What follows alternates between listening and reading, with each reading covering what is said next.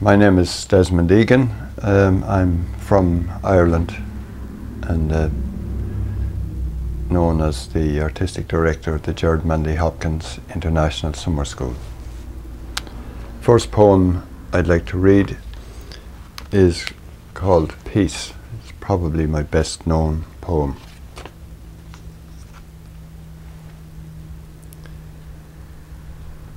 Just to go for a walk out the road, just that, under the deep trees which whisper of peace. To break the bread of words with someone passing, just that, 4 of us round a pram and baby fingers asleep.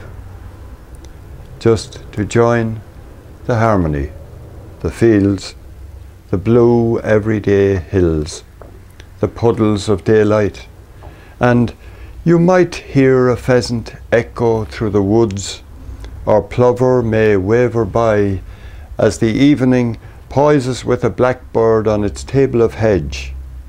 Just that, and here and there a gate, a bungalow's bright window, the smell of wood smoke, of lives.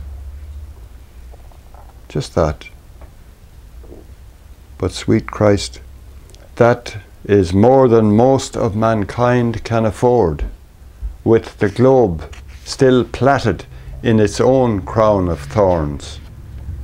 Too many starving eyes, too many ancient children squatting among flies, too many stockpiles of fear, too many dog jails, too many generals, too many under torture by the impotent, screaming into the air we breathe. Too many dreams stuck in money jams. Too many mountains of butter selfishness. Too many poor drowning in the streets. Too many shanty towns on the outskirts of life.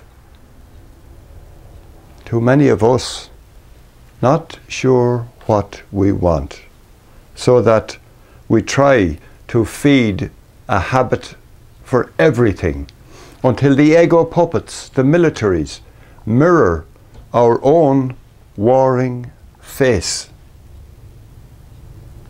Too little peace. The second poem I thought I might read is from a sequence called A Song for My Father. It's an elegy in 17 parts.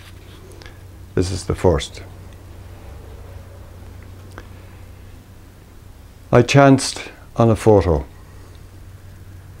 My father in shirt sleeves, standing by the greenhouse on so relaxed a summer's day, no one bothered to pose, least of all the dandelions. And my mother saying something to Kate, who wanders with the yellow roses. The privet hedge we cut down since looks lovely. A doll lies forever in the sun, and I can almost smell the dinner.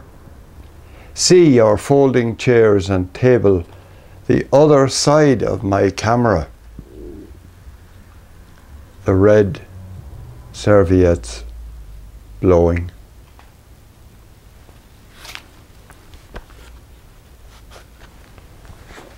The third poem I would read is from a sequence called In the Holocaust of Autumn. The Irish have been called the lost tribe of Israel, the lost tribe of Moses, I suppose I should say. And this explores comparisons between our centuries of suffering and the Jewish experience.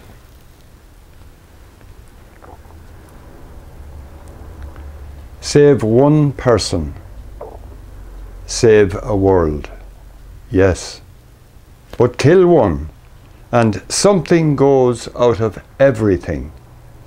That is why we who lost the provinces of hope who had our own Holocaust in medieval 1847.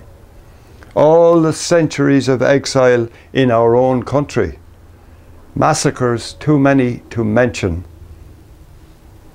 carry a sadness in the blood, a walk, a look, an accent, some bitter rhythm, a wounded shadow, wear like you humour as a vest, sensing that each of us has lost part of what we should have been.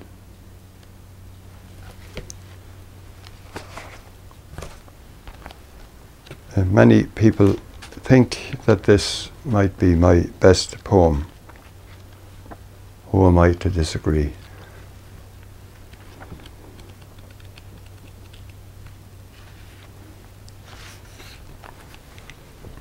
I live in the Irish Midlands. We have everything there, of course, but not the sea. Needing the sea. In September, maybe most. That time when the earth begins to take over again, something in me gets bogged down and cries out for the grace of water. There's no need, friend, to remind me about the countless whose lives are far from such luxury, about starvation and misery, the latest holocausts of those who never got a dog's chance. Oh, as I write, I can hear the scream of someone being carefully tortured, while others, with their only life blindfolded, face into the high cement wall of one military or another. Even the thought, like that of Iraq, becomes a kind of dying. What that hitcher from the north felt as he watched the blaze of his cottage. We all know about the houses of hopes, blown up, blown out. We all bump into the local alcoves, the druggy youngsters, their adult faces mugged by less than poverty just off the O'Connell Street of our new towns. Is the world which so many miss realised for them, you'd wonder, through others? Do we carry it for that Mongol child, this bucketful of abortions in the sluice room? I need the sea.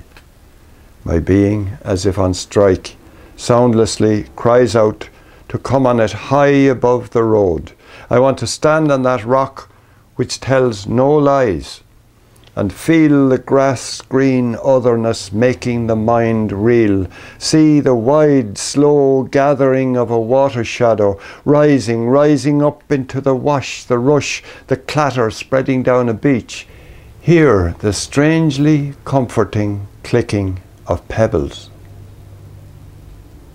I need to be consoled by the rush of my own smallness, to swim my soul a while in the pure space, let it go adrift where one wave can hide the shore.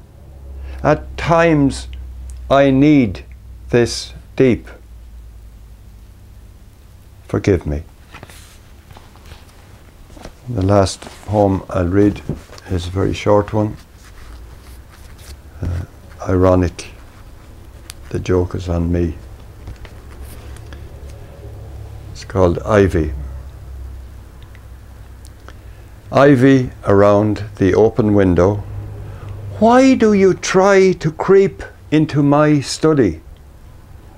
You are better outdoors, away from the dust and rearing bookshelves.